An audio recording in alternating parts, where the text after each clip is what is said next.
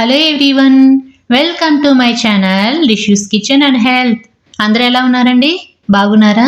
కొన్ని రకాల కూరల్లో సాంబార్లు ఉల్లిపాయ వేస్తేనే రుచిగా ఉంటుంది. అలాగని ఎప్పుడు ఇతర పదార్థాలతో వాటిని కలిపి వండితే మనకి బోరు కొడుతూ ఉంటుంది కదా. అలా బోరు కొట్టినప్పుడు కానీ ఇంట్లో కూరగాయలు ఏమీ లేనప్పుడు ఇలా అరకప్పు గోధుమ పిండి, ఒక ఉల్లిపాయ తోటి ఆనియన్ పరాటా ట్రై చేయండి. చాలా అంటే చాలా రుచిగా ఉంటుంది. దీన్ని రైతాతో తింటే సూపర్ కాంబినేషన్.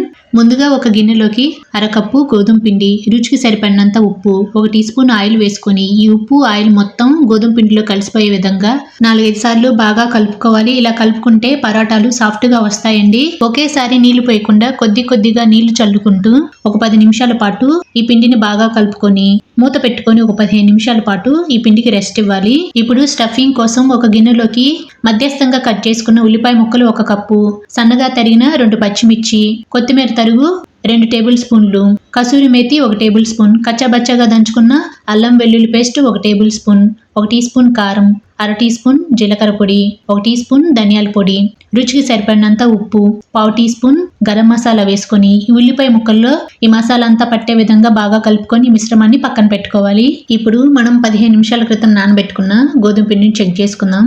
చాలా సాఫ్ట్గా అయింది కదా. మరొక 2-3 సార్లు ఈ పిండి ముద్దని మసాజ్ చేసుకుందాము. ఇలా మసాజ్ చేసుకున్న ఈ పిండి ముద్దలో నుంచి కొద్ది కొద్దిగా పిండి తీసుకొని మీడియం సైజు బాల్స్ లా చేసుకోవాలి. ఇక్కడ నేను తీసుకున్న క్వాంటిటీకి 7 మీడియం సైజు బాల్స్ అయితే వచ్చాయి. ఇలా మీడియం సైజుగా చేసుకొని ఈ పిండి ముద్దల్లో నుంచి ఒక ముద్ద తీసుకొని ఇలా మధ్యలోకి ప్రెస్ చేసి గోధుమ పిండిలో 2 వైపులా ఇలా డిప్ చేసుకొని కౌంటర్ టాప్ పైన కొద్ది కొద్దిగా గోధుమ పిండి చల్లుకొని మనం చపాతీని ఎలా ఒత్తుకుంటాము, పలుచగా కాదు మందంగా కాదు మధ్యస్థంగా ఒత్తుకోవాలి. ఇలా ఒత్తుకుంటే మనం పరోటాలు చేసుకునేటప్పుడు లోపల స్టఫింగ్ కూడా చక్కగా ఫ్రై అవుతుందండి. ఇలా ఒత్తుకున్న చపాతీల్లోకి 2 టేబుల్ స్పూన్ల వరకు స్టఫింగ్ వేసుకొని ఈ ఎడ్జ్ పార్ట్స్ని ఇలా ఫోల్డ్ చేసుకొని దీనిపైన కొద్దిగా పిండి చల్లుకొని మళ్ళీ 2 వైపులా ఇలా క్లోజ్ చేసి దానిపైన గోధుమ పిండి చల్లుకొని మనం మళ్ళీ ఎలా చపాతీని రుద్దుకుంటామో అలా కొద్దిగా పిండి చల్లుకొని 2 వైపులా తిప్పుకుంటూ మధ్యస్థంగా ఈ పరాటాని ఒత్తుకోవాలి. స్టఫింగ్ అనేది బాగా కనిపించకూడదు, అలానే పలుచగా చేసుకోకూడదు. చూపిస్తున్న విధంగా చేసుకొని ఒక ప్లేట్లోకి తీసుకొని పక్కన పెట్టుకోవాలి. ఇదే విధంగా మిగతా పరాటాలను కూడా మనం ఒత్తుకోవాలి.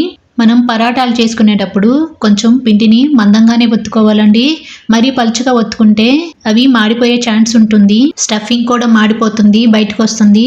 మనం స్టఫింగ్ పెట్టుకునేటప్పుడు 2 టేబుల్ స్పూన్లు అయితే సరిపోతుందండి. అంతకంటే ఎక్కువగా స్టఫింగ్ పెట్టుకుంటే స్టఫింగ్ బయటకు వస్తుంది, ఎచ్చి పచ్చిగా ఫ్రై అవుతుందండి పరాటా అనేది. సో ఇలా అన్నిటిని రెడీ చేసి పెట్టుకోవాలి.